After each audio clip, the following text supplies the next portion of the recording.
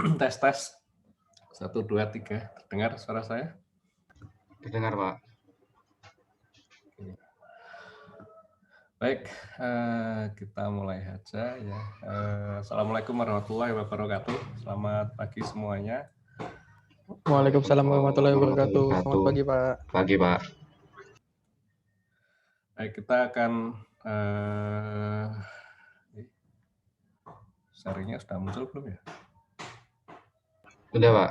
Udah, Pak. Udah ya? Oke. Tanda ininya kok nggak ada. Baik, hari ini kita akan membahas tentang HTR atau HTGR ya. Demikian juga untuk nanti minggu depan ya, kita juga masih akan bahas HTR. Jadi 2 pertemuan ini kita membahas HTR. Untuk yang yang pertama ini nanti kita melihat secara umum, kemudian melihat ke reaktor yang bertipe prismatik ya. Kemudian nanti pertemuan minggu depan kita akan melihat untuk yang HTR yang tipenya pebble ya. Oke. Nah, kita mulai dari sini.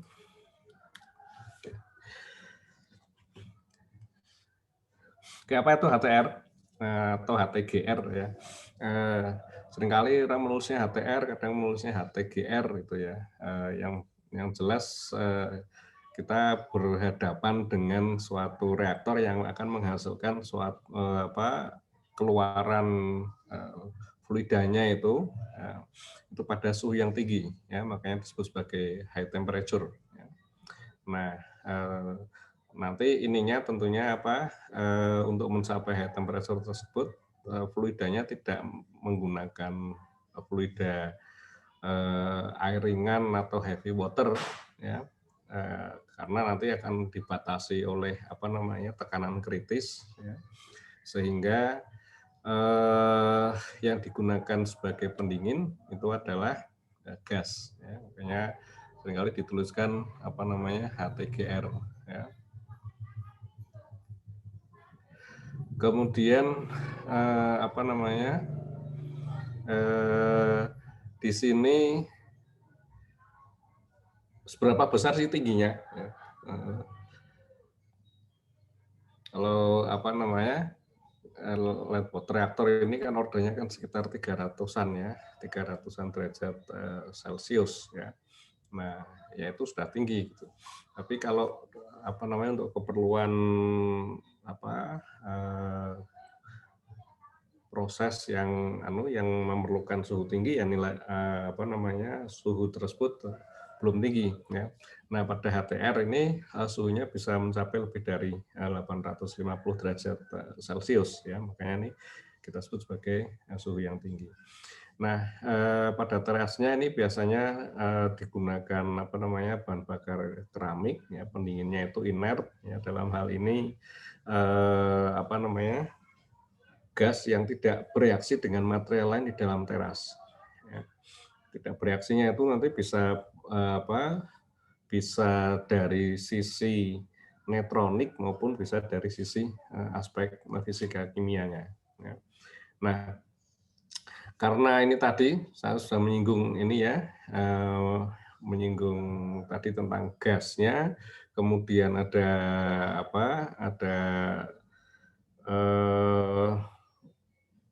pendingin yang inert gitu. Nah, untuk moderatornya ya ini juga berarti juga harus harus spesial ya. Karena harus juga tahan pada suhu yang tinggi ya. Tidak mungkin kita menggunakan moderator air atau air berat ya, sehingga yang digunakan adalah material seperti grafit atau beryllium yang sifatnya padat ya, seperti itu. Nah, sekarang mengapa digunakan HTGR?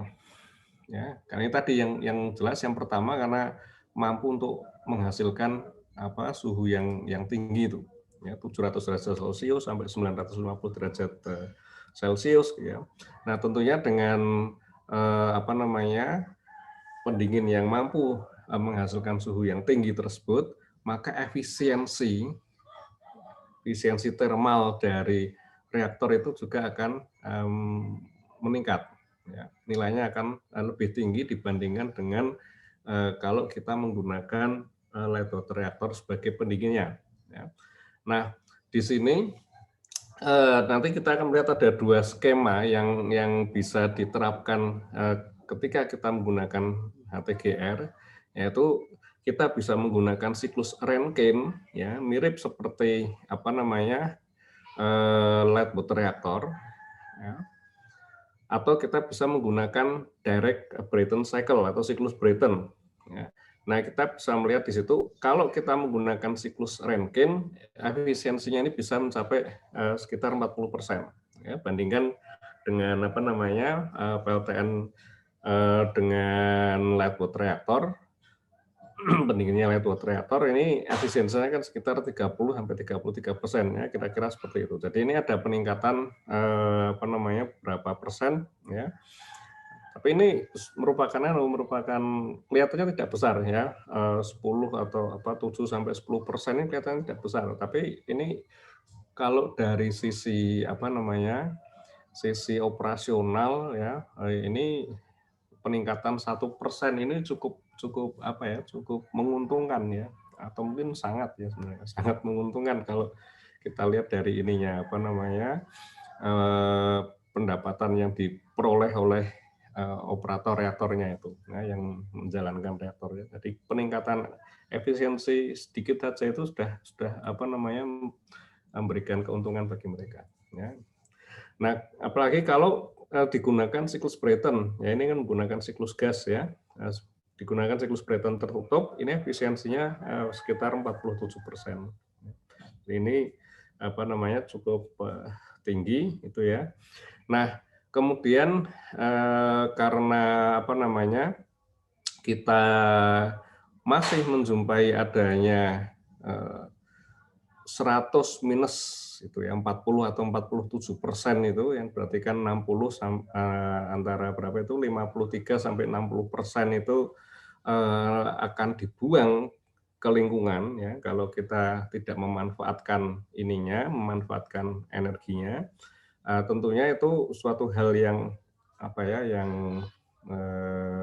boros gitu kan. Nah, padahal di sini reaktor tersebut menghasilkan suhu yang tinggi, sehingga uap dari proses keluaran dari turbin itu bisa dimanfaatkan untuk apa? Untuk proses-proses lain yang memerlukan suhu tinggi.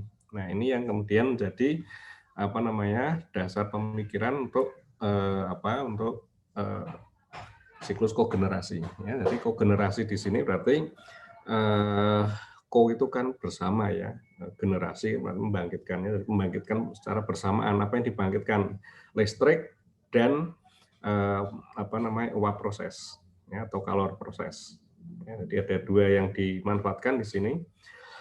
Nah, tentunya nanti efisiensinya ini kalau kita menggunakan kogenerasi berarti akan semakin banyak kalor atau energi yang yang dimanfaatkan ya. Nah, tentunya efisiensinya ini berarti bisa lebih meningkat lagi. Ya.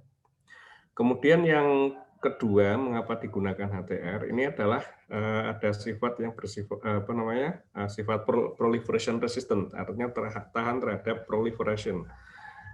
Dalam hal ini adalah kemungkinan untuk menyebarluaskan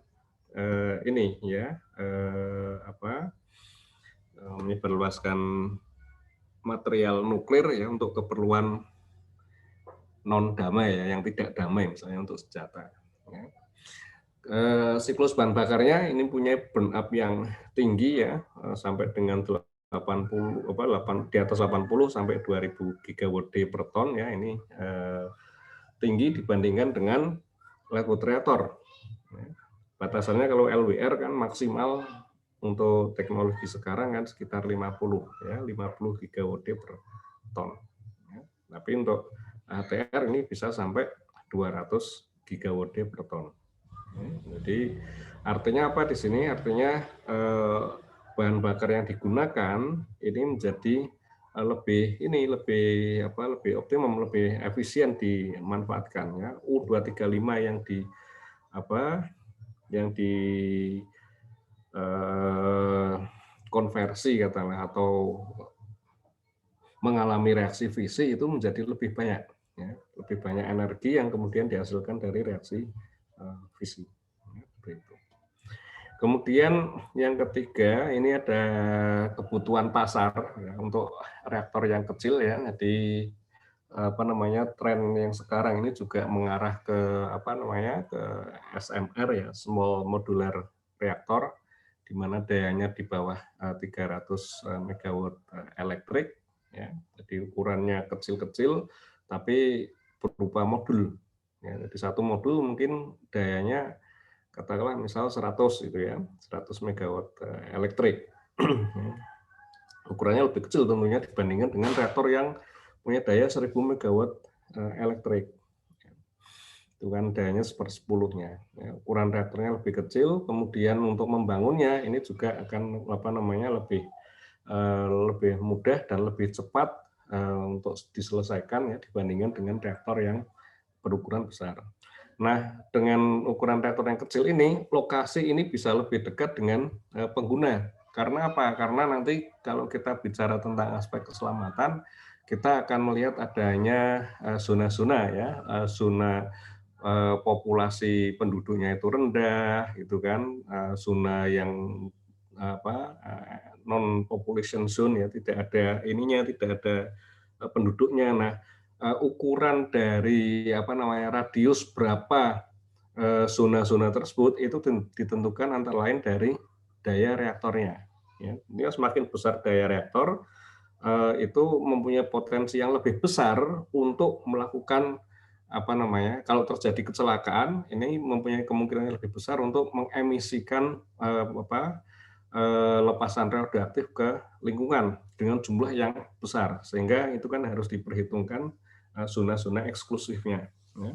Nah, tentunya kalau ukuran reaktornya itu kecil, maka produk fisi yang dihasilkan pada reaktor itu juga lebih sedikit, dan kemungkinan terjadinya pelepasan zat radioaktif keluar itu juga menjadi lebih kecil juga. Ya, sehingga zona eksklusinya itu menjadi lebih lebih dekat ya. Nah, dengan demikian maka lokasi dari reaktor ini bisa lebih dekat dengan pengguna dibandingkan dengan ini reaktor ukuran besar. Apalagi kalau untuk dimaksudkan sebagai pembangkit kogenerasi ya, tentunya kita tidak menginginkan juga adanya adanya loss atau rugi kalor ya, karena justru kalornya itu nanti yang akan digunakan untuk proses industri ya. Kemudian ini karena lokasinya ini bisa lebih dekat dengan pengguna, tentunya akan dapat menghemat biaya transmisi ya. Jadi jaringan listriknya nanti lebih dekat ke user ya, tidak terlalu banyak kabel yang digunakan ya. Jadi biaya transmisinya ini menjadi lebih rendah. Kemudian biaya modalnya ini juga lebih rendah ya, karena itu tadi ukurannya kecil. Dari sisi daya dan juga dari sisi reaktornya ya, ukuran reaktornya ya, tentunya capital cost atau biaya modalnya menjadi lebih sedikit. Oke. Nah,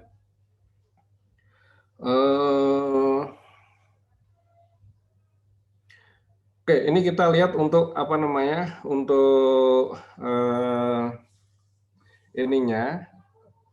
untuk keperluan proses ya, kita bisa melihat di sini ya, banyak proses industri itu yang memerlukan energi yang dibawa atau sebagai carrier-nya itu adalah uap ya, itu dalam bentuk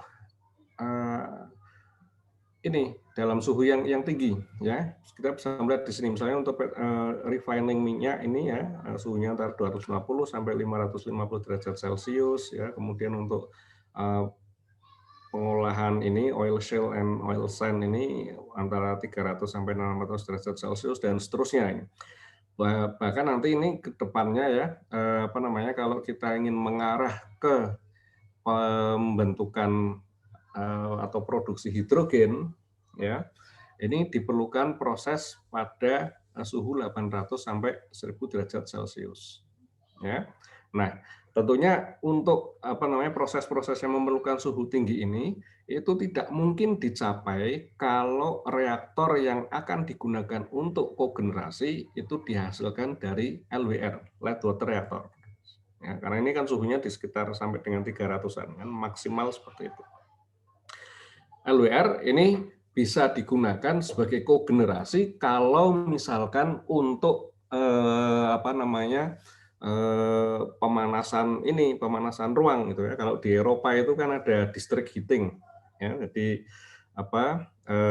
uap air itu dialirkan ke rumah-rumah, ke apartemen gitu ya, untuk memberikan pemanasan, terutama pada saat musim dingin gitu ya. Nah, kalor yang digunakan untuk district heating itu bisa diambil dari reaktor nuklir, ya.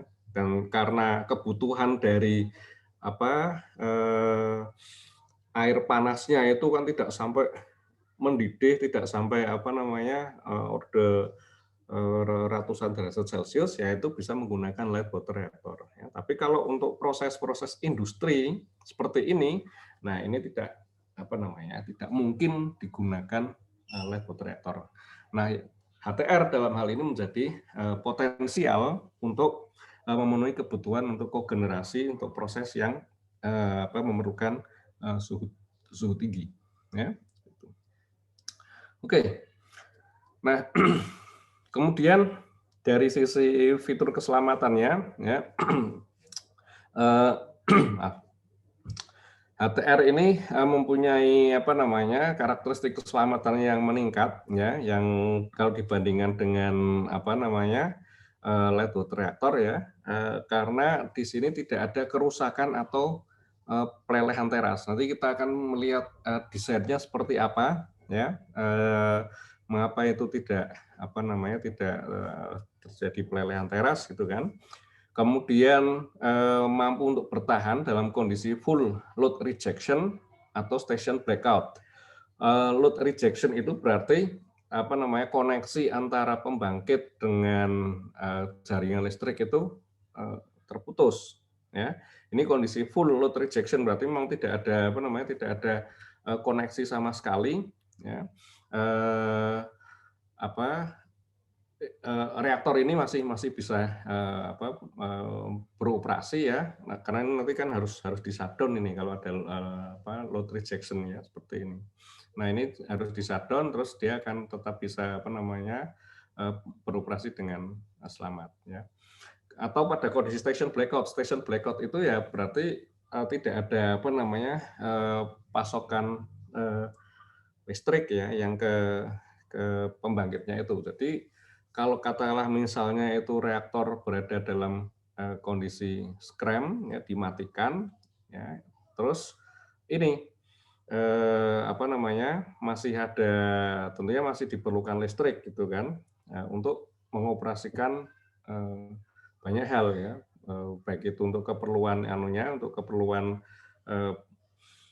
proses di reaktor dan komponen-komponen lainnya ya, misalnya pompa itu kan, untuk proses cooling itu, kemudian untuk sistem instrumentasinya, atau juga untuk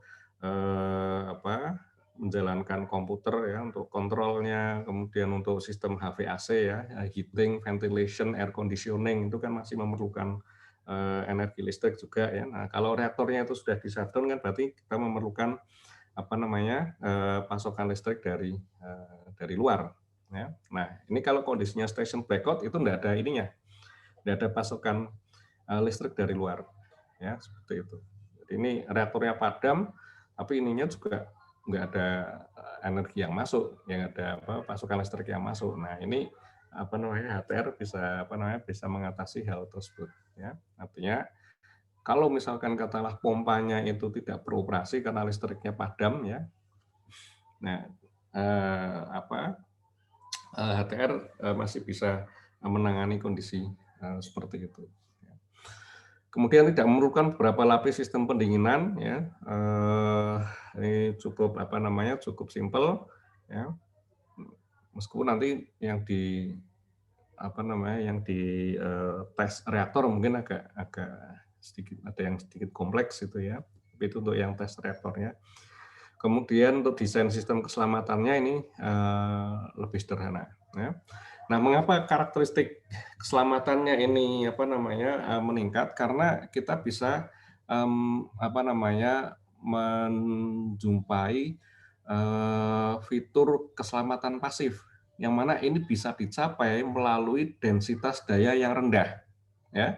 Jadi ininya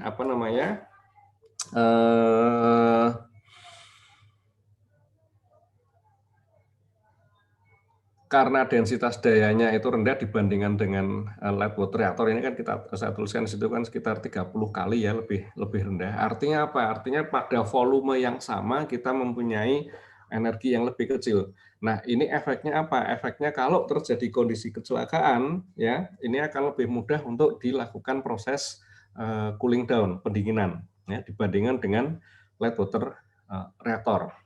Cuma memang dari aspek operasional ini menjadi suatu drawback dibandingkan dengan light water reactor, karena tentunya untuk membangkitkan energi pada tingkat daya yang sama tentunya akan dibutuhkan volume yang jauh lebih besar dibandingkan dengan light water reactor, ya. Nah, tapi dari aspek keselamatan ini dikehendaki gitu, densitas daya yang rendah ini lebih preferable untuk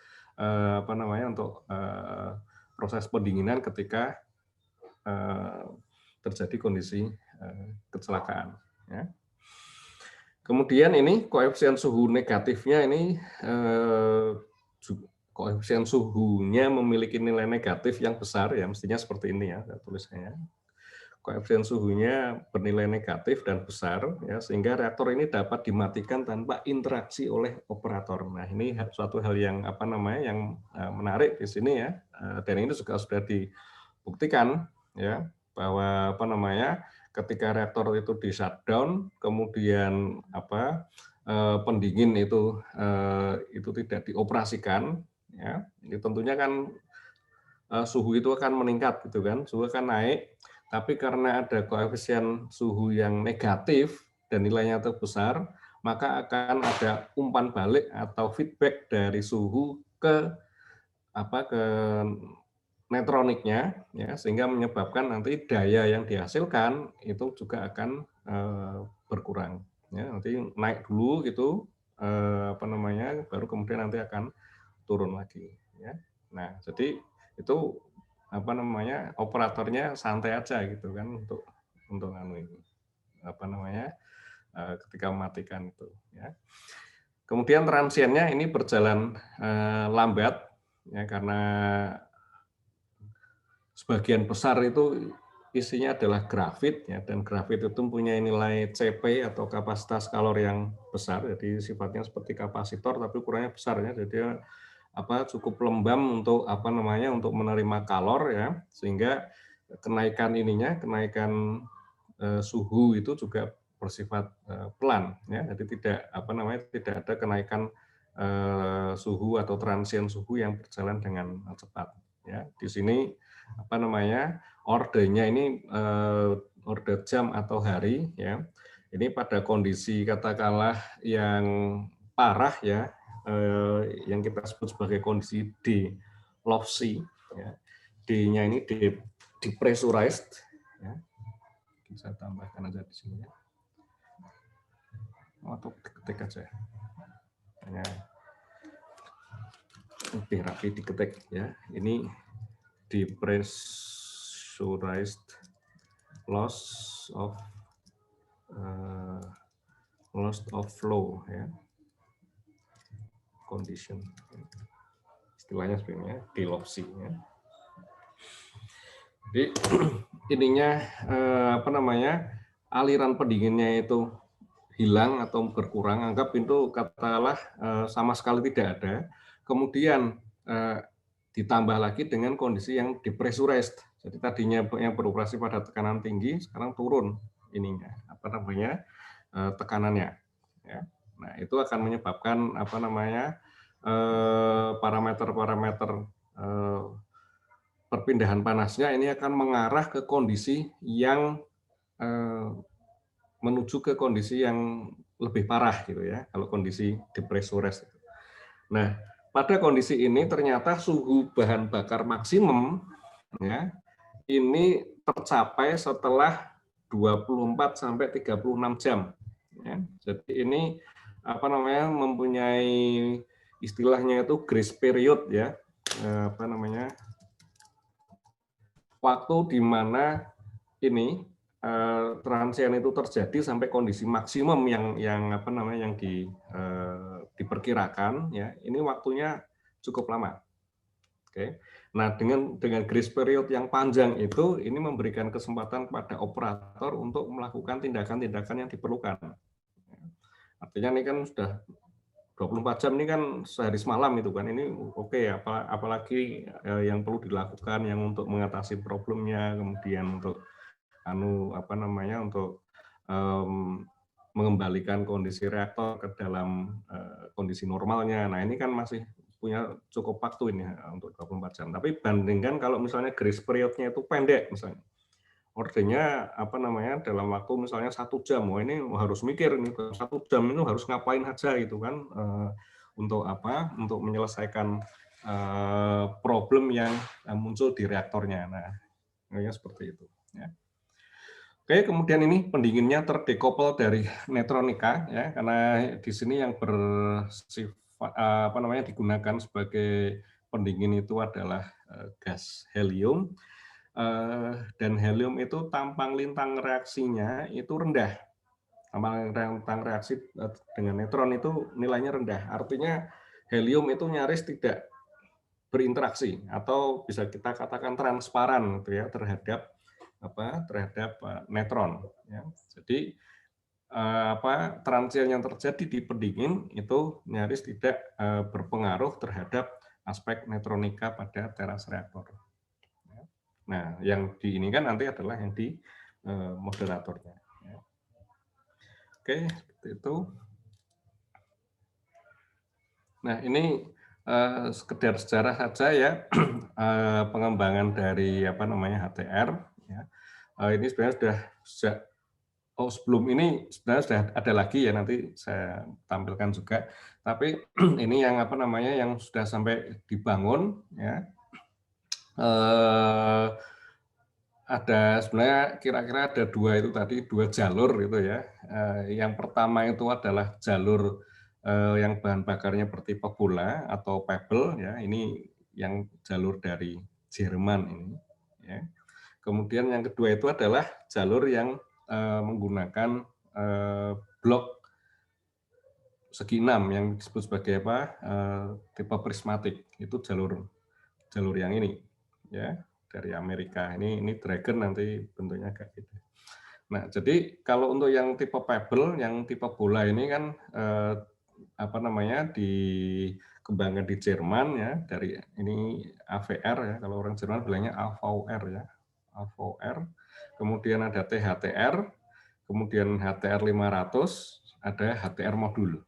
Ya, ini di Jerman. Nah, dari ini kemudian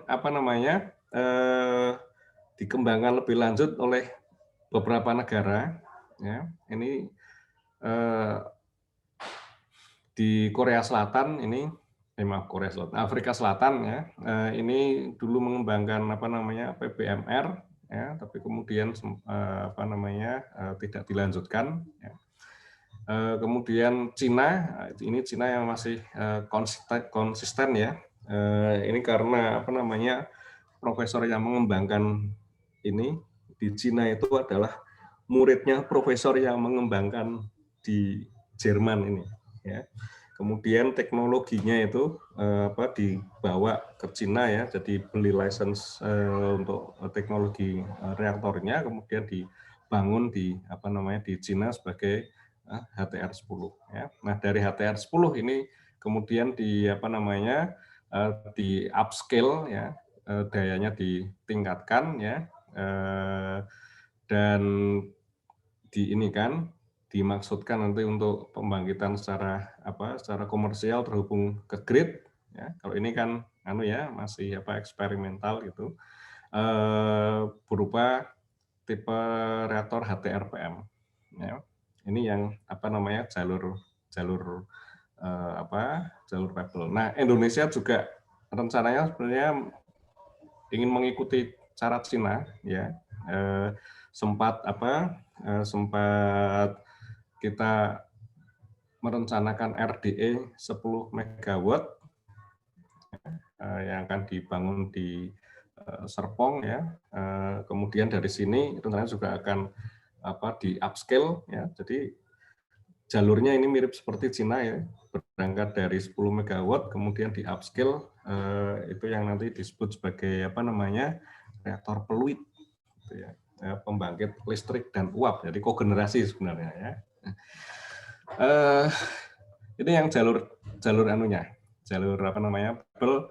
Nah, yang jalur menggunakan prismatik ini di Amerika ya. Ini ada pitch bottom, kemudian Fort St. Vrain, kemudian HTGR 1160 dan MHTGR, ini modular HTGR ya.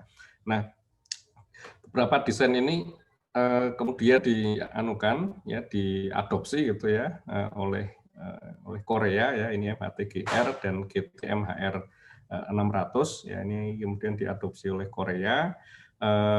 Prancis juga ini mengadopsi dari GTMHR menjadi reaktor Antares. Nah, ini kemudian untuk keperluan pengembangan reaktor generasi keempat ya, atau Gen 4, di sini ada reaktor NGNP. Jadi ini masih konseptual tentunya ya. NGNP ini adalah New Generation Nuclear Power Plant ya, tipenya adalah VHTR. Ini Very High Temperature Reactor. Suhunya sangat tinggi tadi untuk dimaksudkan untuk menghasilkan uap proses ya. Nah, seperti itu. Nah, yang di Jepang ini juga mengikuti mengikuti jalur bentuk blok ya. Nah, ini dikembangkan, mereka mengembangkan ini HTTR. HTTR ini eksperimental ya, yang mengembangkan JA ya, batannya Jepang itu. Nah, dari HTTR ini akan dikembangkan HTR GT ya. Jadi ini masih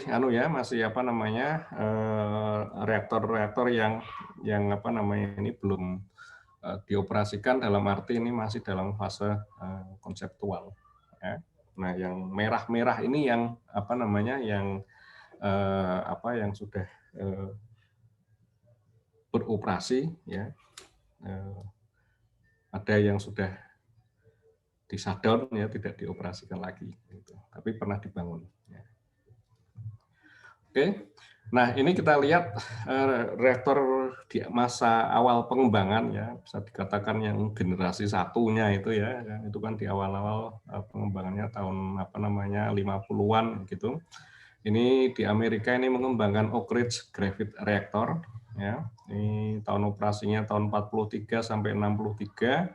Bahan bakarnya uranium logam ya. Kelongsongnya uranium logam ya, bahan bakarnya, kemudian kelongsongnya menggunakan aluminium ya. Moderatornya ini menggunakan grafit dan pendinginnya ini udara ya, seperti itu. Di Inggris ini dikembangkan Windscale Piles ya. Lokasinya ini di Sellafield, ini typo ya, bukan Selva tapi Sella ya. Sellafield dioperasikan tahun 50, bahan bakarnya ini uranium alam ya, bukan uranium yang diperkaya ya. Moderatornya ini grafit ya, pendinginnya udara. Di Prancis ini ada P2, Anda bisa melihat ya. Kemudian ada Magnox, AGR dan juga ada Tokai 1 Magnox di Jepang. Nah ini apa namanya reaktor ini masih masih berapa masih dioperasikan ya di Inggris ya. Dia menggunakan uranium alam yang Magnox ini, kemudian moderatornya adalah grafit, tapi pendinginnya karbon dioksida. Ya, jadi bukan udara tapi karbon dioksida. AGR ini pengembangan, kalau nggak salah pengembangan dari Magnox ya. Ini sudah menggunakan uranium diperkaya, ya, tapi pengkayaannya rendah ya. Ini low enriched uranium. Moderatornya grafit dan pendinginnya adalah karbon dioksida. Ya, ini Tokai 1 Magnox ini apa namanya hampir serupa dengan Magnox yang dibangun di Inggris. Ya, seperti itu. Nah ini anunya apa namanya gambarannya untuk Magnox ya. Ini singkatan ya sebenarnya magnesium non oxidizing. Ini yang magnesiumnya ini sebagai kelongsong. Ya, kalau bahan bakarnya tadi kan ini bahan bakarnya adalah uranium alam. Ya. Nah, sebagai kelongsongnya adalah magnesium. Ya. Nah, ini tujuannya itu ada dua. Ya. Yang pertama adalah untuk memproduksi listrik. Nah, yang kedua ini memang niatnya itu untuk apa namanya? Untuk menghasilkan plutonium. Plutonium dengan weapon grade. Karena Inggris kan mengembangkan apa namanya senjata nuklir ya, jadi mereka memerlukan PU dengan apa namanya tingkat impuritasnya yang tinggi ya, yang cocok dijadikan sebagai bahan senjata ya. Oke, ini gambaran apa sederhananya ya, core-nya di bagian ini, kemudian ini steam generator ya di sebelah kiri, ini gas circulator ini untuk ya kayak pompa sih atau blower lah ya, kalau kita menemukan gas itu kan seperti blower itu untuk menyemburkan apa namanya menyemburkan gas ke dalam reaktor ya. Bagian atas di sini ada refueling machine ya, mesin untuk pengisian bahan bakar. Nah ini apa namanya pembangkit Magnox komersial ya. Ini apa namanya ada di beberapa lokasi itu dan daya yang dihasilkan efisiensinya Anda bisa melihat. Ya, Anda bisa melihat dari tabel ini. Ini contoh apa namanya contoh reaktor Magnox ya. Ini yang di Wilfa ya. Ini dioperasikan tahun 71 gitu ya. Oke. Nah, kita bisa melihat ini yang di bagian apa namanya? Di bagian tengah di sini ini adalah apa? Reaktornya ya. Bentar.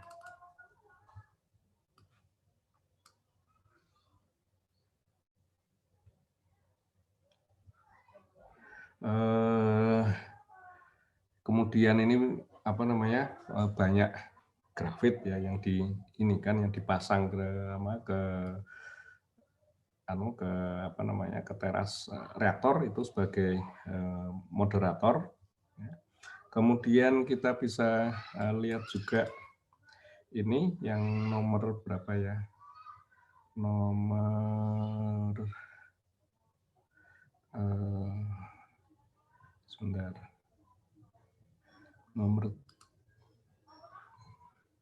Nah, ini 13 ya. 13 ini adalah gas circulator-nya ya. Jadi yang apa namanya? Yang mengalirkan gas CO2 ke dalam ke dalam reaktor. Ya, seperti itu. Oke, kemudian anunya di mana? Apa namanya?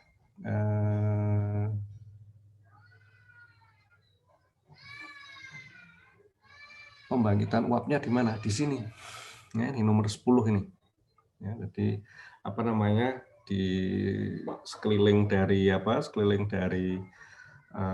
reaktornya ini ada apa? Ada katakanlah steam generator ya untuk membangkitkan uapnya. Ya. Oke, seperti itu. Ini untuk yang apa namanya Wilfa ya. Oke, kita lanjut.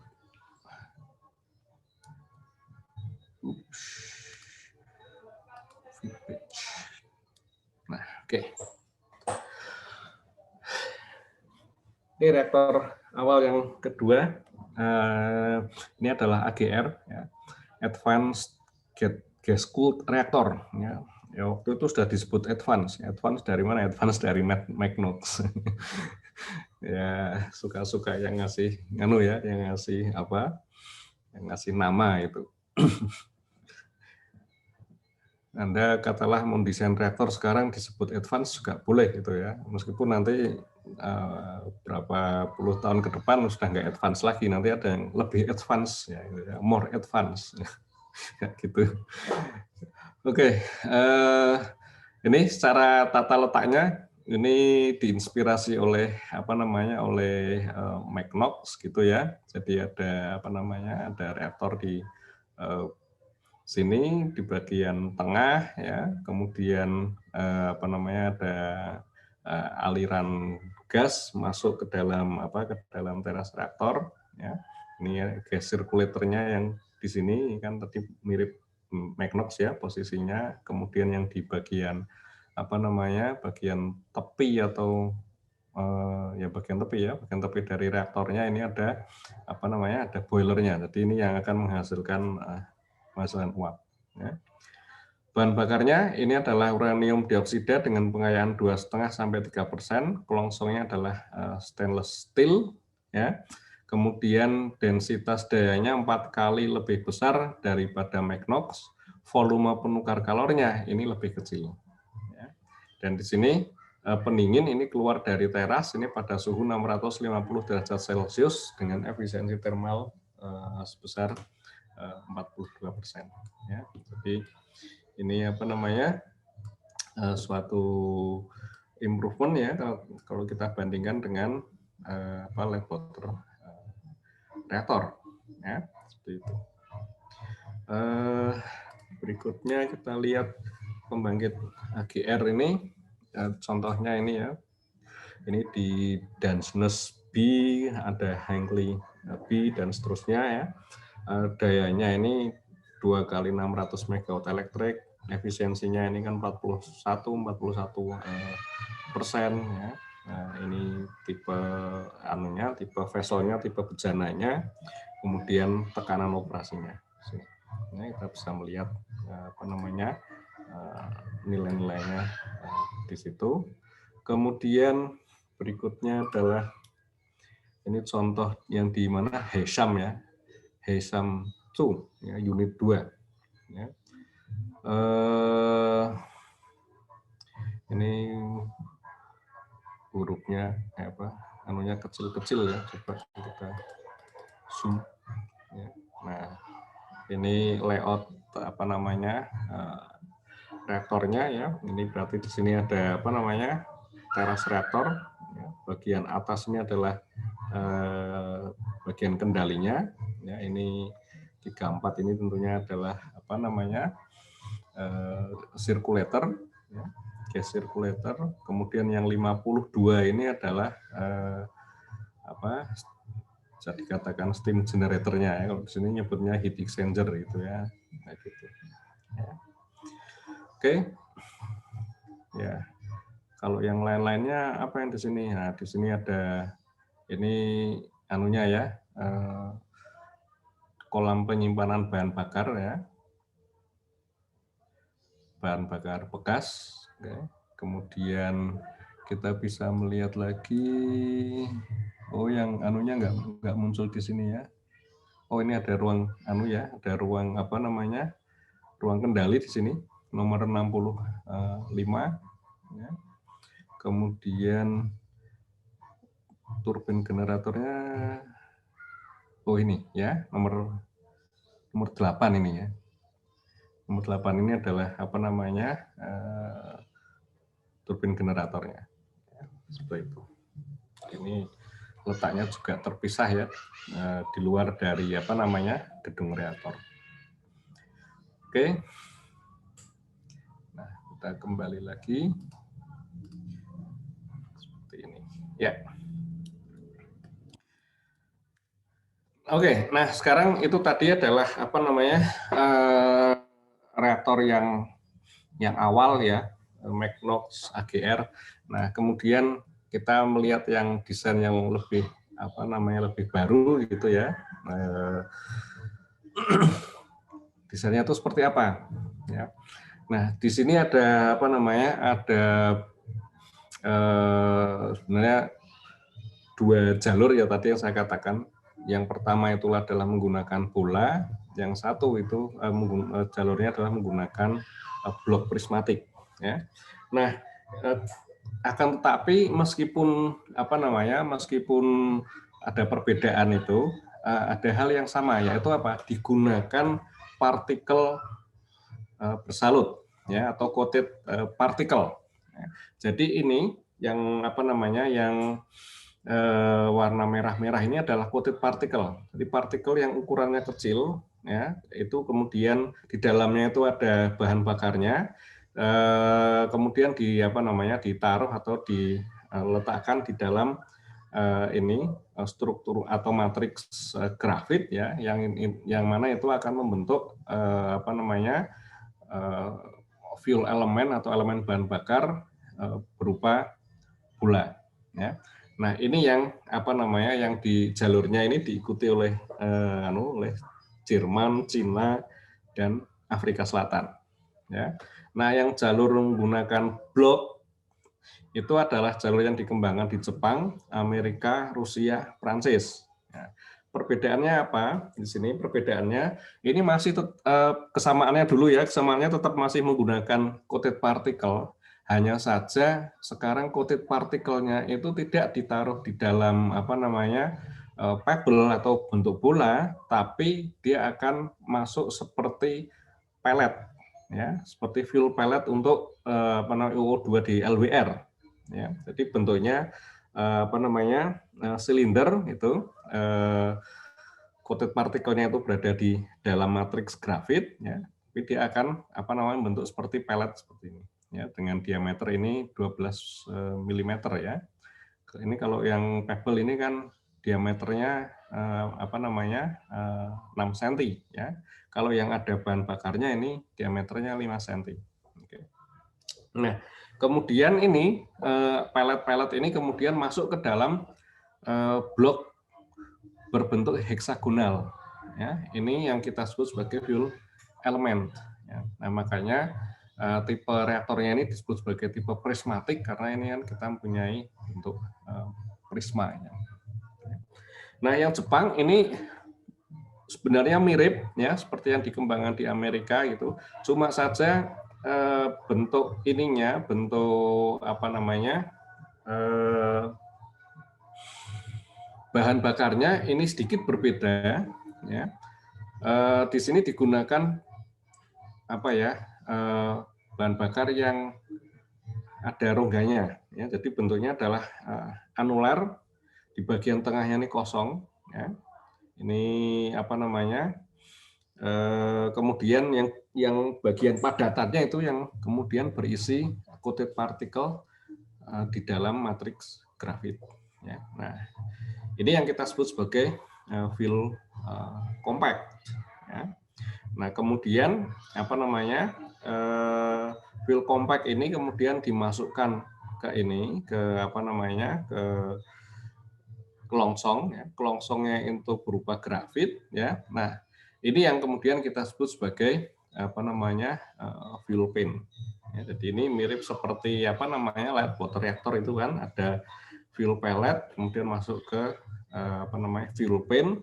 Fuel pan-nya ini kemudian masuk atau diletakkan ke dalam blok heksagonal fuel element. Ya, itu. Jadi ini perbedaannya hanya di sini ya ada apa namanya ada anulusnya ya di bagian tengah. Oke. Nah, sekarang kita melihat ini apa itu coated particle ya. Kalau kita perhatikan di sini coated particle ini merupakan apa namanya bahan bakar yang ukurannya itu kecil ya. Ini di bagian tengah ini yang kita sebut sebagai kernel. Kernel ini bisa diisi dengan bahan bakar tipe ya yang sesuai yang dikehendaki. Misalnya apa ya? Misalnya O2 gitu ya. Atau nanti kalau misalnya dikembangkan untuk apa namanya siklus menggunakan thorium, bisa juga nanti apa namanya bahan bakarnya di sini adalah uranium thorium oksida misalnya. Atau mungkin ininya uranium senyawa uranium yang lain, misalnya silisida atau nitrida itu ya bisa ya. Jadi di sini ada kernel, misalnya kernel bahan bakar. Nah kemudian kernel ini diberi lapisan ya, sebenarnya ada 3 lapisan di luar kernel ini. Lapisan yang pertama itu adalah pyrolytic carbon. Ya, jadi kalau karbon tapi di pirolisa gitu ya. Kemudian di luar dari pyrolytic carbon itu ada silikon karbida. Kemudian di luar dari lapisan silikon karbida itu diberi lapisan pyrolytic carbon lagi. Ya, jadi silikon karbidanya itu diapit oleh 2 lapis pyrolytic carbon. Ya, nah, makanya di bagian dalam itu biasanya disebut sebagai IPYC ya. Jadi inner pyrolytic carbon. Nah, yang bagian luar ini biasanya disebut sebagai OPYC ya, outer pyrolytic carbon ya.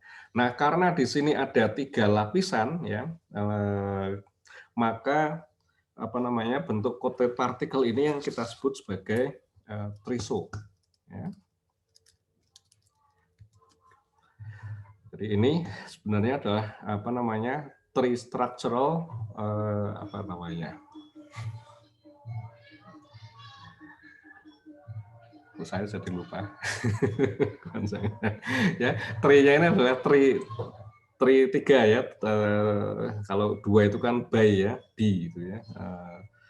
Bistructural. Kalau dulu sebelumnya ini hanya ada 2, sebelum dikembangkan triso ini ada 2 lapisan ya, yang innernya ini tidak ada ya. Jadi ada SiC dan OPYC saja ya.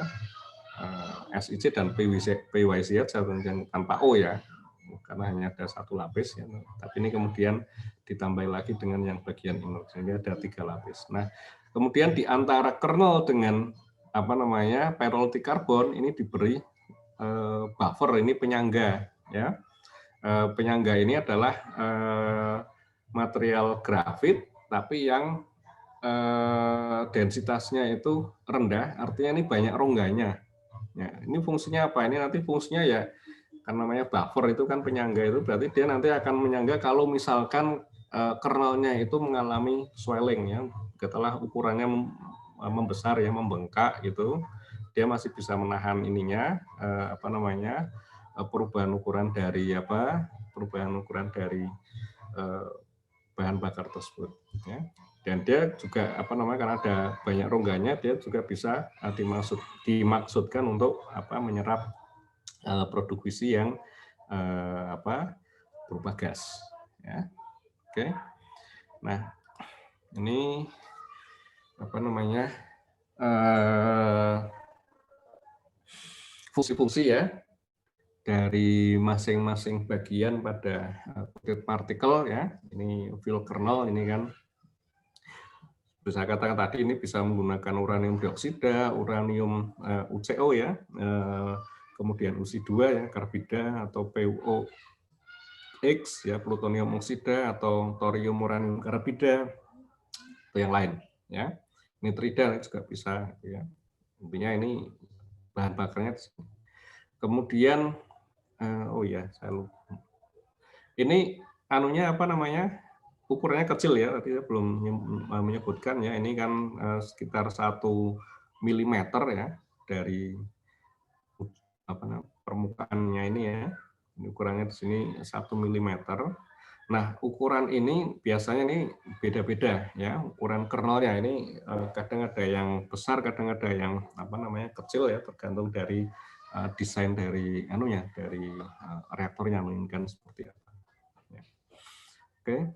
Nah, ini fungsi dari buffer layernya atau poros karbon ya, ini untuk mengurangi recoil dari produk fisi, kemudian juga untuk menampung gas fisi ya yang dihasilkan dari kernel, ya, karena tadi banyak rungganya. Kemudian juga untuk mengakomodasi pembengkakan kernel, ya, tadi bahan bakarnya kan kemungkinan bisa swelling, ya. Jadi kalau sudah burn up-nya tinggi, bahan bakarnya itu bisa mengalami swelling atau pembengkakan. Kemudian IPYC ini untuk apa? Untuk mencegah serangan klorid terhadap kernel, ya, selama proses pembuatan, ini juga sebagai dukungan struktur untuk SiC. Jadi dia menahan, intinya untuk menahan agar SiC-nya itu, silikon karbidanya itu tidak cepat rusak, gitu ya. Nah, SiC-nya itu sendiri ini sebagai apa? Sebagai penahan utama untuk produk visi, ya. Sehingga dimaksudkan agar semua produk visi baik itu yang gas maupun padat ini dapat dijaga, ya, tidak keluar dari kernel gitu ya, baik pada kondisi operasi normal maupun pada kondisi kecelakaan. Nah, yang outer pyrolytic carbon ini ya fungsinya juga untuk melindungi SiC juga, gitu kan, maksudnya seperti itu, ya. Jadi ini selain dari untuk pelindung SiC, nanti dia akan berfungsi juga sebagai pengikat dengan material matriks. Material matriksnya kan grafit, ya, ini juga grafit, jadi sama-sama grafit, dia akan fungsinya akan mengikat kernelnya di dalam pebble atau di dalam fuel element. Oke, ini produksi Trisoleo selama periode 1980 sampai 1988, ya. Ini dulu untuk untuk mengetahui sifat-sifat dari ininya, dari trisonya, ya.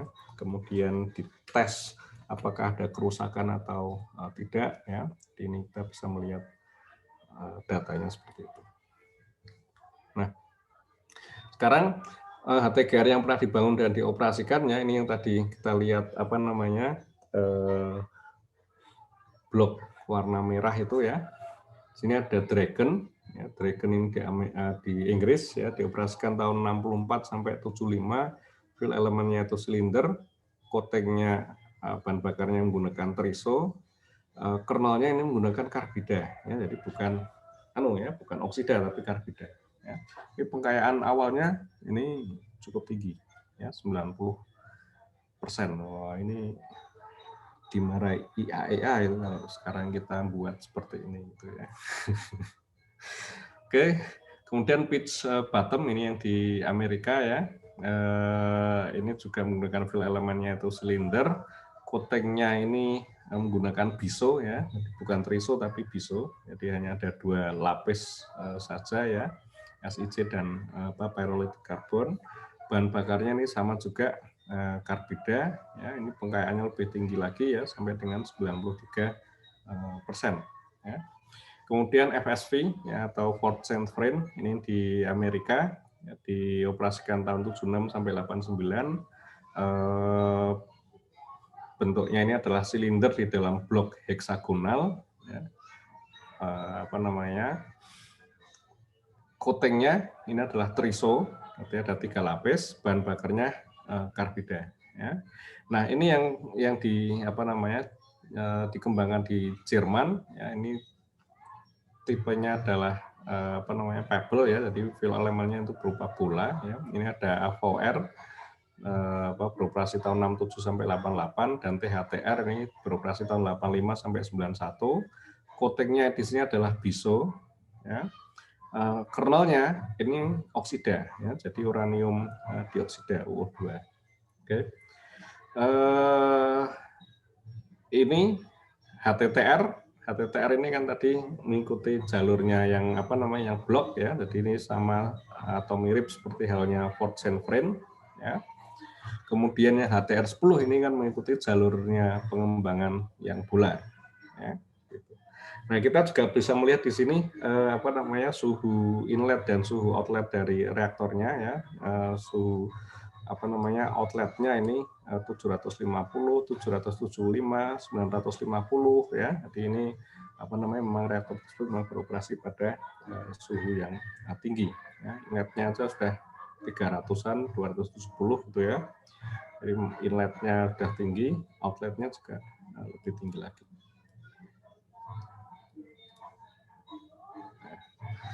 Nah, ini untuk reaktor Dragon, ya ini dulu dibangun karena ada proyek OECD, ya tahun 64 sampai 1975, pembangunannya diawali di bulan April 60.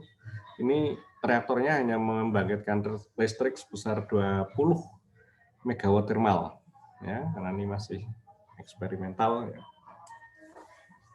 Suhu outlet heliumnya 750 derajat Celcius. Nah, kalau kita lihat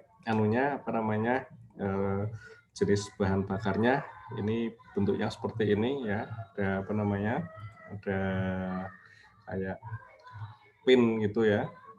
Pin, kemudian di dalamnya ini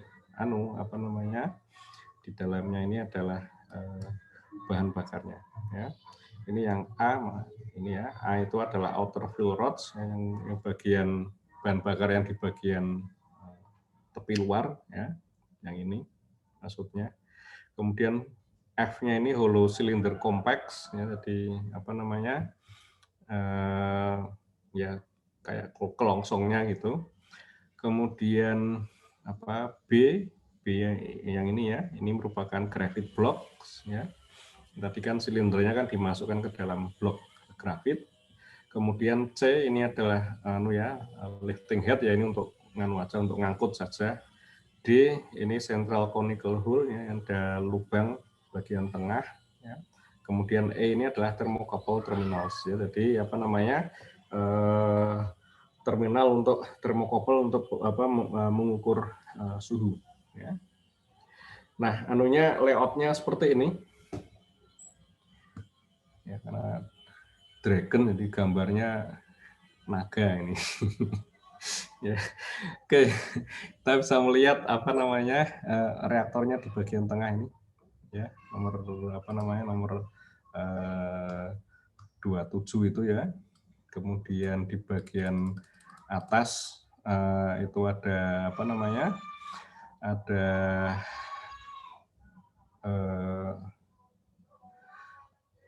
di atas ini nomor berapa? 26 ya. 26 ini adalah batang kendalinya ya, absorber rods-nya ini di bagian atas.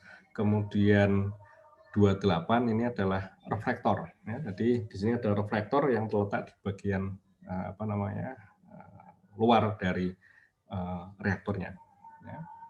Kemudian kita lihat lagi ini nomor 14, ini yang bagian atas, ini adalah heat exchanger ya, untuk menghasilkan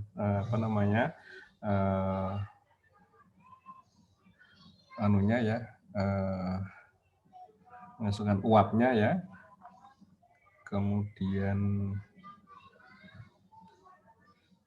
apalagi ya yang menarik dilihat di sini ya. Ini banyak sih ya, komponen-komponen. Nanti Anda bisa cek lagi sendiri, mungkin ini tulisannya terlalu kecil ini. Oke. Ya. Kira-kira seperti itulah ya. Ini bentuk bentuk layout reaktornya. Nah, sekarang ini sebagai gambaran saja ya untuk tipe prismatik ya. Ini trisonya seperti ini ya, kecil-kecil itu kan, 1 mili itu kan kecil itu kan. Kayak kayak butiran-butiran apa gitu kan. Ini kemudian dari ini yang kecil ini masuk ditaruh ke dalam ini fuel element ya. Nah, fuel elemennya ini kemudian ditaruh ke dalam blok heksagonal ya, semacam itu. Oke. Nah, kemudian ini ya, tadi isinya itu kan ini coated particle, kemudian dia diisikan ke dalam matriks grafit ya. Jadi ini sebenarnya adalah grafit tapi isinya adalah partikel-partikel itu coated particle itu. Ya. Nah, sekarang kita lihat untuk yang pitch bottom yang di mana di Amerika ya. Ini yang mendesain adalah GA, General General Atomic. Ya. Dayanya ini 115 megawatt thermal, 40 megawatt elektrik. Ya. Desain bahan bakarnya ini blok ya, seperti yang tadi. Kemudian bahan bakarnya ini awalnya menggunakan single coating ya. Jadi awalnya ya, ini kan dituliskan first core-nya ya. Jadi pada pengisian pertama kali itu menggunakan single coating ya, jadi kernel terus kemudian dilapisi SiC. Nah, tapi ternyata itu menjadi bermasalah gitu kan. Nah, sehingga untuk loading berikutnya ini digunakan coating biso. Ya, jadi ada dua lapis coatingnya itu. Ya, seperti itu. Nah, kemudian ini fill rod-nya ya, kita bisa melihat di sini yang tadi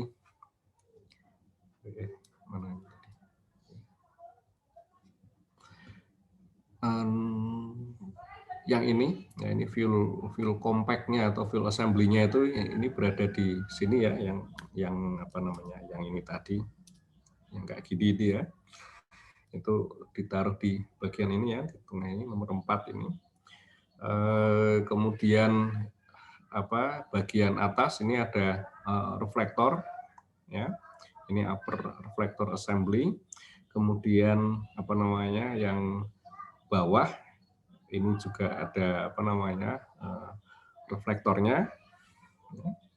Kemudian ini fill rod ini kemudian ditaruh ke dalam ke dalam teras, ke dalam core ya. Jadi ini loading pattern-nya kira-kira seperti ini ya. Ini ada 677 fuel element yang diletakkan ke dalam teras reaktor.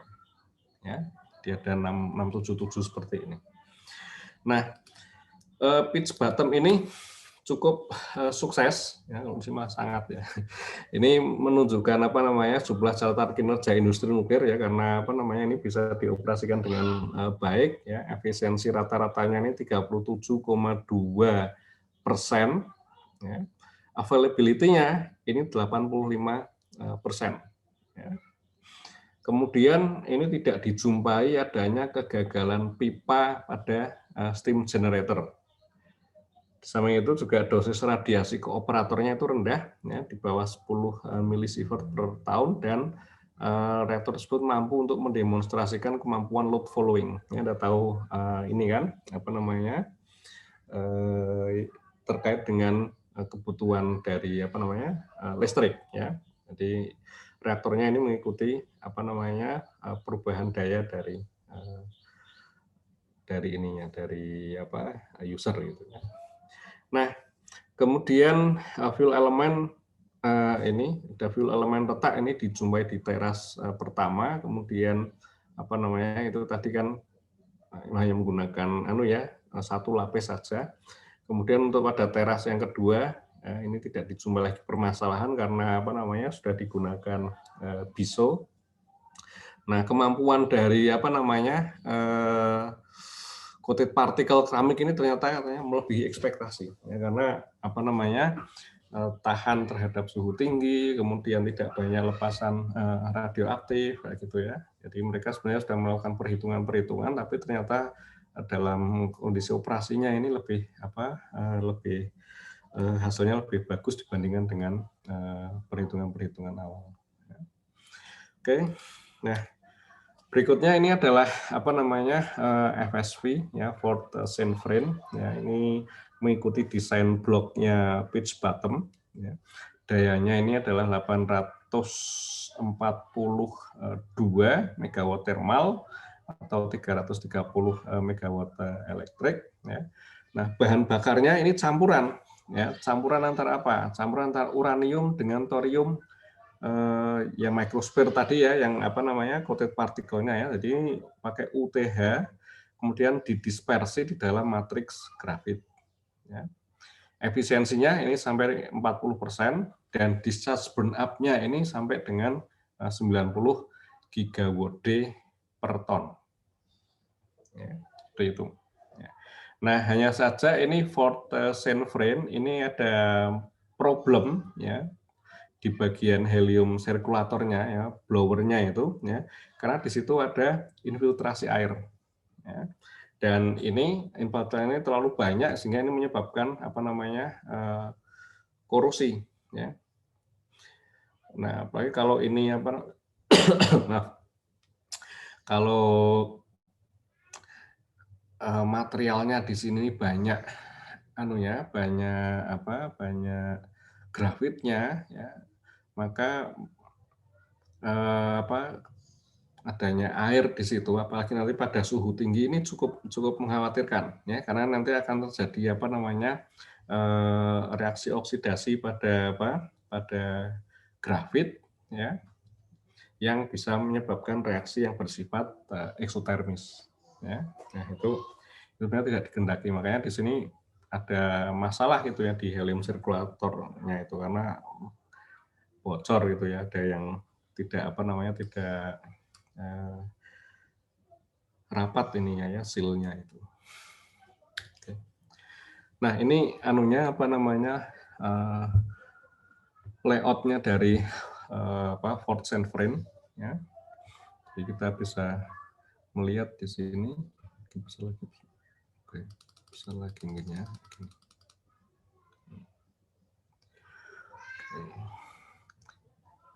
Reaktornya ini ya, nomor 21 ini. Ini reaktornya. Kemudian bagian atas ini adalah bagian kendali ya, atau bagian batang kendalinya ya, kontrol rodnya ada di bagian atas itu ya. Kemudian nah di sini ada ini nomor berapa itu 2627 ya, itu ya. 2627 itu adalah steam generatornya ya, yang bagian ini. Nah, ini kalau Anda perhatikan ini bentuknya adalah seperti coil ya, muter ini ya. Ya, nanti kita akan lihat lagi di agak belakang ya. Jadi steam generatornya agak berbeda dengan tipe yang sudah kita lihat misalnya gambarnya ya, tentunya di lead water reactor, di pressurized water reactor itu steam generatornya kan berbentuk tabung U terbalik itu ya, U-tube gitu kan, yang bentuknya banyak sekali, kecil-kecil ukurannya, dia akan dari bawah ini terus ke atas, kemudian balik lagi bentuk U, kemudian ke bawah lagi. Nah, yang ini menggunakan istilahnya itu helical coil ya, helical coil steam generator. Jadi pembangkit uap dengan coil yang helik ya, jadi muter kayak ini ya, pipanya itu berputar jadi aliran fluidanya itu juga muter di dalam di dalam pipa atau di dalam coilnya itu ya, seperti itu. Oke, coba kalau diperbesar ini kelihatannya, ini kan bentuknya kayak coil ya, kumparan gitu ya. Oke, dari sini kita bisa melihat ininya ya,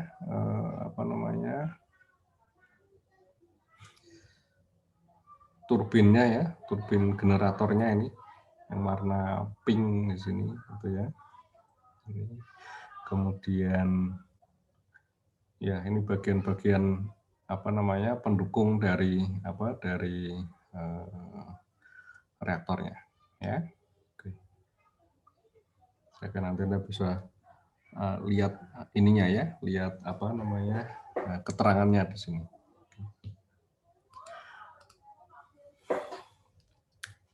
Nah, sekarang kita lihat ini untuk desain teras ya, untuk Ford Saint-Vrain ini ya. Jadi di sini ada 247 kolom atau 1482 blok bahan bakar. Ya. Ini bentuk bloknya kan segi 6, jadi disusun seperti ini. Kemudian di sini ada menggunakan fuel blend zoning. Ya. Di sini ada 13 fuel blend ya istilahnya, atau 13 zona yang berbeda ya. Kalau Anda lihat di sini, ini kan komposisinya, ini kan misalnya bentuk ini kan ada 1, 2 itu ya, kemudian 3, 4 ya, ini ada 13 di sini, 13 komposisi bahan bakar ya. Kemudian di sini ada 4 jenis kernel fissile dan fertile yang berbeda. Di sini digunakan pengkayaan 93,15% U235 ya. Kemudian setelah itu diganti dengan U233 ya, karena menggunakan thorium ya. Oke, pengisian ulangnya 1/6 teras setiap 300 FPD ya. Dari 13 FPD itu adalah ekuivalen full power day ya. Ekuivalen full power day. Jadi katakanlah kalau reaktor itu dioperasikan 100% full power ya, maka Anda akan mendapatkan ini ya, pengoperasian selama 300 hari ya. Oke, jadi ini burn up ya sebenarnya ya. Nah, berikutnya kita lihat pengembangan lebih lanjut MHTGR ya, atau modular HTGR. Nah, ini kalau kita lihat ini ada di dalam di dalam semacam pressure vessel gitu ya. Ini kan agak beda ya dengan yang di FSV ini. Kalau kita lihat ini kan seperti nggak ada pressure vessel-nya gitu kan. Nah, kalau yang MHTGR ini berada di dalam pressure vessel, jadi mirip seperti itu LWR ya. Kemudian bahan bakarnya berada di dalam pressure vessel-nya. Oke. Kemudian ini pendingin, ini akan bergerak, ini yang masuk ya, pendingin yang dingin ini masuk. Kemudian di bagian periferi atau di bagian tepi ini akan bergerak ke atas. Setelah itu bergerak ke bawah sepanjang teras aktif reaktor. Ya, jadi semakin ke bawah tentunya ini semakin panas. Nah, kemudian ini yang panas, pendingin yang panas kemudian dialirkan melalui pipa konsentris yang sama dengan pendingin yang masuk. Ya. Nah, tentunya pengaturannya dibuat seperti ini ya, yang dingin di luar, yang panas di dalam. Karena apa? Karena nanti nanti kan akan terjadi proses transfer kalor ya, karena di sini ada pendingin dengan suhu yang berbeda. Nah, yang hot ini nanti pasti akan akan kehilangan energinya, tapi kehilangan energinya itu nanti akan ditampung oleh bagian yang dingin ya. Tapi kalau misalnya terbalik, yang hotnya di luar, coolnya yang di bagian dalam, ya tentunya ini akan ada energi dari fluida panas menuju ke fluida pendingin gitu kan, yang dari luar ke dalam. Tapi juga nanti akan ada yang mengalami loss ke lingkungan ya. Jadi yang dari sini ke sana itu nanti juga akan loss ya. Nah, makanya kan pengaturannya dibuat seperti itu. Nah, di sini fitur keselamatan pasif yang ada pada reaktor tersebut, ini ada koefisien reaktivitas negatif ya, yang besar nilainya. Kemudian ini pendinginnya helium, dan helium yang digunakan ini tidak bersifat sebagai moderator. Ya, jadi terdekoppel antara neutronik dengan dengan pendinginan. Ya, jadi tidak ada efek yang saling terkait ya, antara moderator dengan pendingin. Ya. Kemudian semua pendinginnya ini berada di dalam kondisi fase gas. Ya. Nah, oke, ini coated partikelnya ini sama, dayanya juga rendah, tadi sudah disinggung. Kemudian teras, mungkin lebih unsurnya di bagian bawah ya. Jadi terasnya ini merupakan grafit anulus dengan kapasitas kalori yang tinggi. Jadi kalau dilihat di sini sebenarnya yang merupakan bahan bakar itu adalah bagian yang warna merah saja. Ya. Yang bagian tengah ini adalah reflektor. Ya. Kita bisa melihat di slide berikutnya. Nah, ini kalau kita lihat dari tamal lintang dari atas akan bentuknya seperti ini. Ini bahan bakar, ini adalah yang di bagian ini aja, yang yang di bagian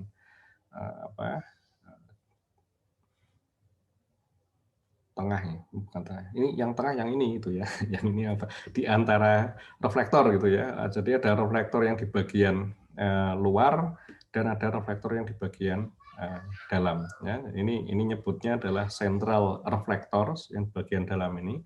Kalau yang di bagian luar ini disebut sebagai side reflektor ya. Nah, yang di bagian dalam atau central reflector ini bisa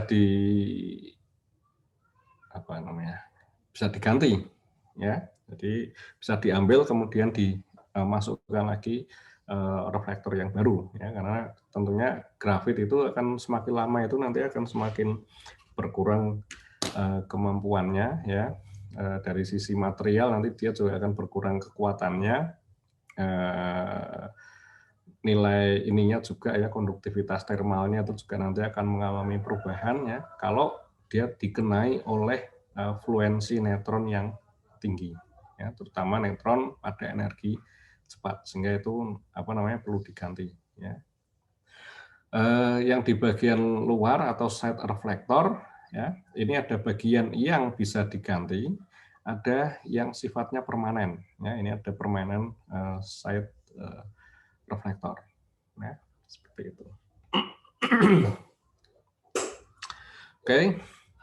Nah, coolant channelnya ini di bagian tepi ya, ini ada 6 lokasi ya, 1, 2, 3, 4, 5, 6 ya.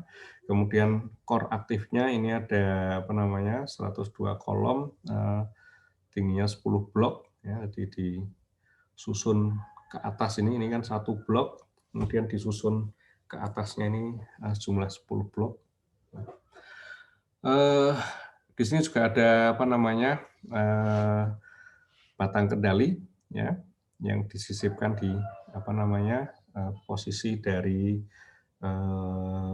fuel blocknya itu tadi. Nah,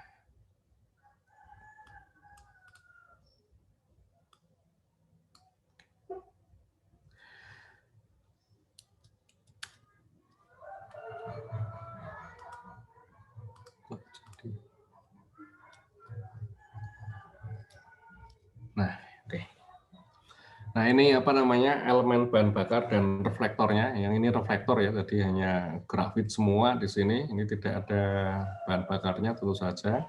Kemudian untuk bahan bakarnya kita bisa melihat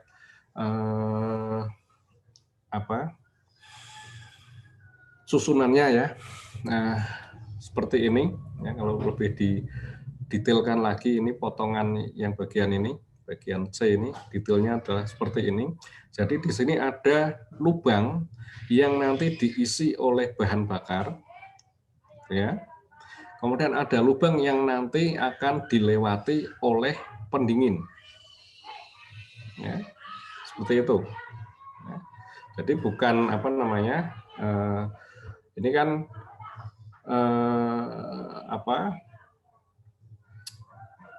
beda dengan ini kan, beda dengan katalah perangkatnya untuk live water reactor PWR atau BWR ya.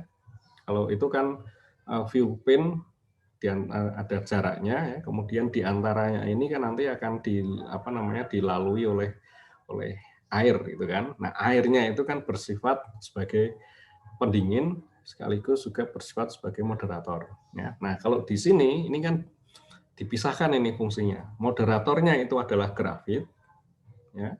Makanya ini kan di-embeddedkan ya, dimasukkan ke dalam blok grafit ini ya, seperti ini. Jadi ini grafit, kemudian ini ada lubang-lubangnya ya.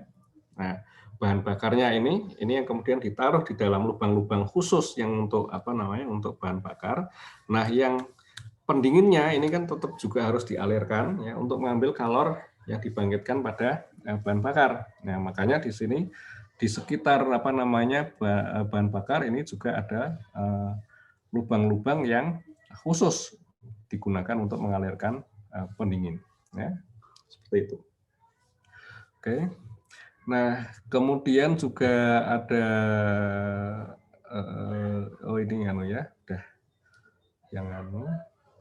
Nah, untuk yang batang kendali, nah ini khusus di sini ya. Yang batang kendali di sini, batang kendalinya dia akan berada di bagian ini. Ya. Oke. Kemudian di sini juga ada ada bahan bakar dan pendingin ya. Tapi yang lubang besarnya itu nanti akan dimasuki oleh batang kendalinya. Ya, seperti itu. Nah, ini gambaran untuk batang kendalinya ya. Ini tingginya 7,97 meter. Kemudian ini bagian dalamnya seperti ini, ada central spine ya. Kemudian di dalamnya di sini ada boron grafit compact. Jadi boron yang nanti fungsinya untuk menyerap neutron ya. Jadi dia berada di bagian luarnya itu adalah boron, tapi kemudian bagian dalamnya ini central spine-nya ini dia yang akan menahan posisi dari boronnya itu ya. Nah, ini untuk control rod-nya. Tapi selain control rods itu juga ada mekanisme lain yang digunakan ya sebagai cadangan untuk men-shutdown, yaitu ini reserve shutdown. Reserve shutdown ini isinya apa? Isinya itu ada bola-bola kecil ya yang nanti itu akan dimasukkan ke dalam teras kalau memang dibutuhkan untuk shutdown cepat ya. Jadi nanti sini ada gate ya. Ada gerbangnya di sini. Gerbangnya ini menyangga bola-bola kecil ya. Nah, kalau ini memang dibutuhkan untuk di shutdown ya, untuk menambah ini reaktivitas negatif ya, maka ini gate-nya ini nanti akan buka ini kan, cerek gitu kan, buka ini ke bawah, ini kan ke bawah ya ini ya, ini release rod-nya ini yang mendorong ya, ini mendorong dari atas ke bawah, kemudian ini posisi ini akan membuka. Nah, bola-bola kecilnya ini nanti akan masuk ke dalam reaktor. Ya. Nah, itu untuk untuk mekanisme shutdown cadangan. Ini juga nanti masih diadopsi juga ya yang di HTR 10 ya, yang Cina itu ini masih ada masih ada bagian reserve shutdown semacam ini. Ya. Kalau itu istilahnya apa ya? Lupa ya. Ya small absorber ball ya. Kalau yang bahasa Jermannya itu singkatnya itu KLAK. Tapi saya juga lupa ya. Kayaknya Kleine itu kan kecil ya. K yang pertama itu Kleine kecil, LA-nya itu apa gitu, terus K terakhirnya itu adalah kugel ya, bola itu. Jadi bola penyerap kecil ya, small absorber balls gitu ya.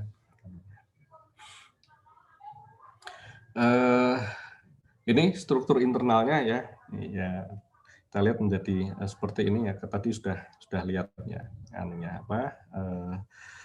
tambah lintang 2 dimensinya ya kalau dari samping ya. Jadi ini terasnya, kemudian di bagian ini tengah ini adalah tadi central moderator, kemudian yang di bagian luar ya itu adalah side reflektor. Sorry, ini tadi reflektor ya, tadi saya salah ngomong ya. Ini central reflektor, yang di luar ini adalah side reflektor ya.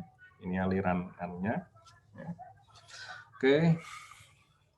Ini umur reaktornya ini bisa sampai 60 tahun ya. Nah, ini mekanisme refueling ya, ini cukup menarik juga. Nah, ini contoh untuk penanganan katakanlah 4 modul ya. Ini kan MHTGR, modular HTGR. Nah, di sini dalam satu gedung itu ada 4 modul reaktor. Jadi yang ini satu anunya ya, satu pressure vessel-nya ya, satu bejananya ya. Tentunya di dalamnya ada ada teras reaktornya ya. Kemudian ini fuel storage pool ya, penyimpanan bahan bakar. Ini untuk dua modul ya, masing-masing ini untuk 2 modul, ini juga demikian. Nah, kemudian yang di sini ini adalah untuk fuel penanganan bahan bakar ya, fuel handling gitu ya. Nah, yang bagian ini nanti bentuknya seperti ini ya, Anda bisa melihat ini ya, kayak crane gitu ya. Ini bisa digerakkan gitu, bergerak pindah posisi.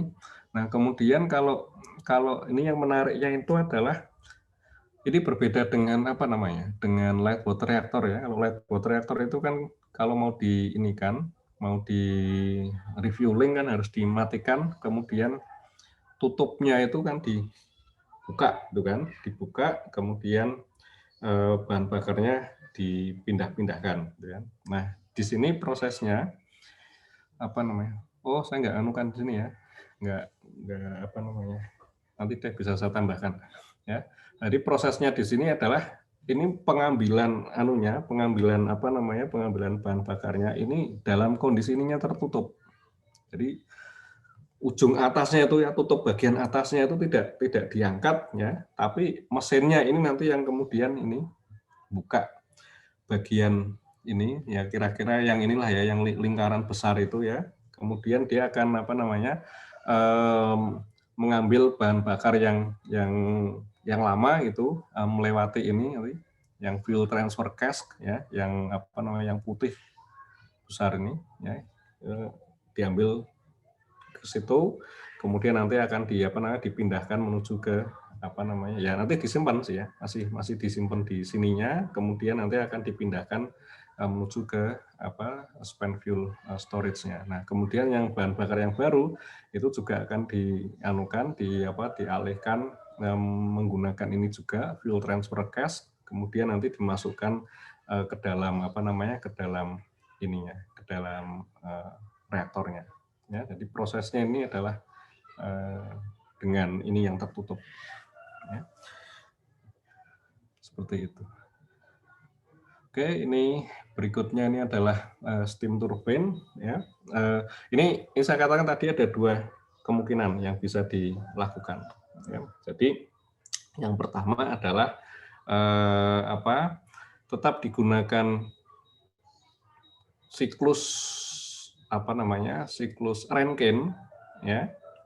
Jadi menggunakan fluida kerja air itu ya, sehingga kalau seperti itu di sini digunakan turbin turbin uap ya, atau steam turbine. Nah, jadi dari reaktornya ini akan menghasilkan gas itu kan, gas dengan suhu tinggi tadi kan masuk ke sini, terus kemudian keluar sana yang ke bawah arah penuhnya ya, kemudian keluar. Nah, kemudian dia akan nanti masuk ke steam generator vessel. Ya, jadi ini steam generator ya, menghasilkan uap. Nah, uap yang di sini nanti akan dialirkan menuju ke turbin. Ya, jadi ini siklusnya adalah siklus Rankine. Jadi ada apa namanya? Ada komponen-komponen yang serupa dengan komponen untuk light water reactor. Ya. Yang berbeda adalah yang di bagian sininya, ya, bagian bejana reaktor dan komponen-komponen yang ada di dalamnya. Ya. Nah, ini alternatif yang lain itu adalah menggunakan direct cycle, siklus langsung gas turbine, ya, turbin gas. Nah, jadi apa namanya, gas yang keluar dari reaktor itu kemudian langsung masuk menuju ke turbin gas. Ini adalah turbin gasnya, ya. Jadi ini bukan steam generator, tapi ini adalah turbin gas. Nah, tentunya di sini yang berlaku ya di dalam ini adalah siklus Brayton, ya. Di sini apa namanya, ada siklus Brayton, ya, Brayton cycle. Dan apa namanya, di Brayton cycle itu ini kan siklus yang tertutup, ya. Berarti nanti di sini ada apa namanya, ada kompresor, gitu kan?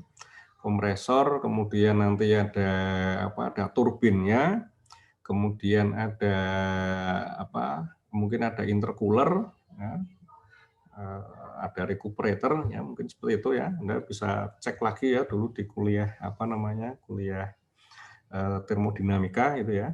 Nah, jadi semua komponen yang ada pada siklus Brayton itu tercakup di dalam satu unit ini yang kita sebut sebagai gas turbine power conversion unit. Ya. Jadi ini apa namanya, bentuknya menjadi lebih kompak gitu. Kemudian ininya apa namanya, outlet dari apa, dari ininya lebih tinggi dibandingkan kalau kita menggunakan apa, siklus uap, ya, seperti itu. Ya, ini bisa sampai 950 derajat Celcius, ya. Kemudian nanti efisiensinya juga bisa lebih tinggi lagi. Oke, seperti itu. Mungkin untuk pertemuan hari ini kita di sini ya, masih ada ya, ini yang HTTR, ya, nanti bisa kita lanjut pada pertemuan yang kedua sekalian nanti menyambung dengan apa namanya, pembahasan tentang pebble bed reaktor. Ya. Seperti itu dari saya. Mungkin kalau ada pertanyaan singkat dari Anda, persilakan. Pak, mau nanya, Pak. Ya.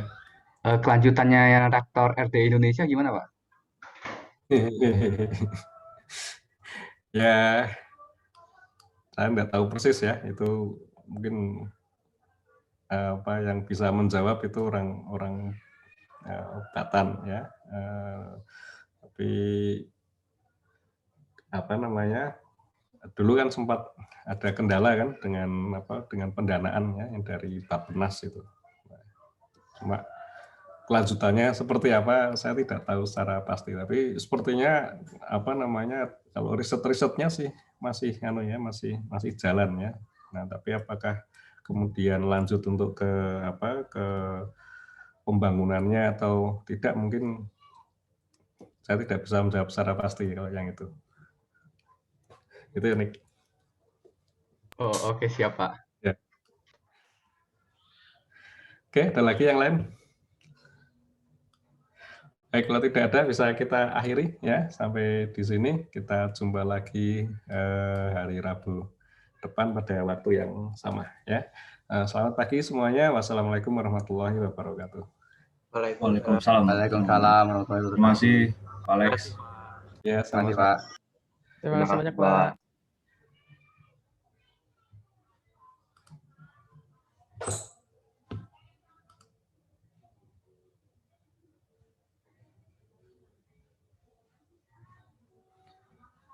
Ini Susu nggak masuk ya?